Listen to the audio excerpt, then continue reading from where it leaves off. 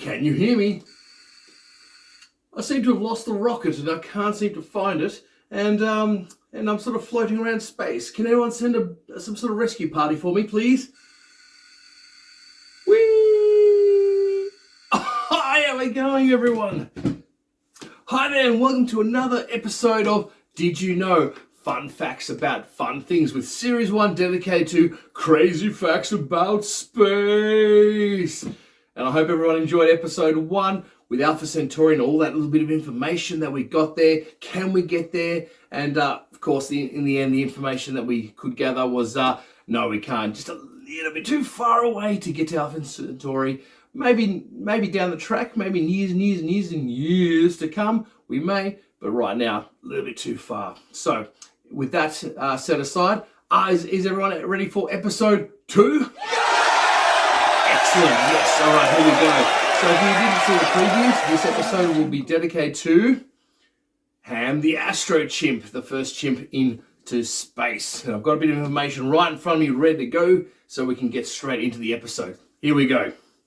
So, Ham, a chimpanzee, also known as Ham the Chimp or Ham the Astro Chimp, was the first great ape launched into space on January 31st, 1961. So going back a few years there, but amazing feat to launch someone into space at that stage.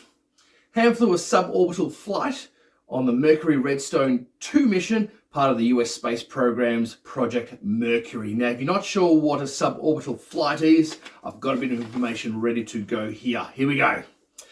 A suborbital space flight is a space flight in which a spacecraft reaches outer space, but its trajectory intersects the atmosphere or surface of the gravitating body from which it was launched. So not getting sent all the way into space, far beyond who knows where, but just enough to be in outer space, but close enough. Alrighty, here we go. So now going on to the name itself. So Ham's name is an acronym for the laboratory that prepared him for this historical mission back in '61. The Holloman Aerospace Medical Center, located in Holloman Air Force Base in New Mexico. So, and his name is also in honor of the commander of Holloman Aeromedical Laboratory, Lieutenant Colonel Hamilton Ham Blackshear. My head just wants to come off today, doesn't it? So there's a bit of information about the name Ham and what he achieved back then. So what we're going to do now is cut to some visuals with me talking over it and giving you some more information about early life of Ham, the training and the mission that he embarked back in the day, and then also later on in his life and what he did after that. Alright, so let us check this out, shall we? Here we go.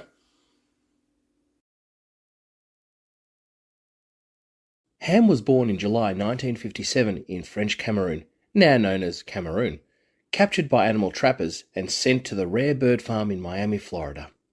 He was purchased by the United States Air Force and brought to Holloman Air Force Base in July 1959. There were originally 40 chimpanzee flight candidates at Holloman. After evaluation, the number of candidates was reduced to 18, then to 6, including Ham. Beginning in July 1959, the 2-year-old chimpanzee was trained under the direction of neuroscientist Joseph V. Brady at Holloman Air Force Base Aero Medical Field Laboratory to do simple, time tasks in response to electric lights and sounds. During the pre-flight training, Ham was taught to push a lever within 5 seconds of seeing a flashing blue light. On January 31st, 1961, Ham was secured in a Project Mercury mission designated MR2 and launched from Cape Canaveral, Florida, on a suborbital flight. Ham's vital signs and tasks were monitored by sensors and computers on Earth. The capsule suffered a partial loss of pressure during the flight, but Ham's spacesuit prevented him from suffering any harm. Ham's lever-pushing performances in space was only a fraction of a second slower than on Earth, demonstrating that tasks could be performed in space. Ham's capsule splashed down in the Atlantic Ocean and was recovered by the USS Donner later that day. His only physical injury was a bruised nose. His flight was 16 minutes and 39 seconds long. On April 5th, 1963, Ham was transferred to the National Zoo in Washington, D.C., where he lived for 17 years, before joining a small group of chimps at North Carolina Zoo on September 25th, 1980. Ham passed away on January 19th, 1983. Ham's skeleton is held in the collection of the National Museum of Health and Medicine, Silver Springs in Maryland, and the rest of Ham's remains is buried at the International Space Hall of Fame at Alamogordo, New Mexico. Colonel John Chimp gave the eulogy at the memorial service. Hello? Is there anybody out there? Sorry, got carried away again. That was amazing, wasn't it? That bit of information about Ham the chimp and what he's achieved in his lifetime. Fantastic. But I do have a little subnote for everyone as well too. Ham's backup chimp, Minnie, was the only female chimpanzee trained for the Mercury program.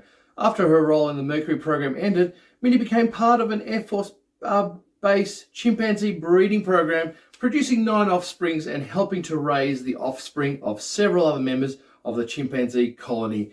She was the last surviving Astro chimpanzee and died at the age of 41 on March 14th, 1998. So, so a bit of a team going there, and unfortunately that was sort of the end of that, but a big life for that program, I guess, in that sense as well too, on that. But otherwise, we've come to the end of this episode, and I hope you enjoyed episode 2 with Ham the Astro chimp, and we hope to see you very soon for episode 3, and I'll announce what that will be about topic-wise very, very soon. So thanks very much, have a great day, and talk to you soon. See ya, bye!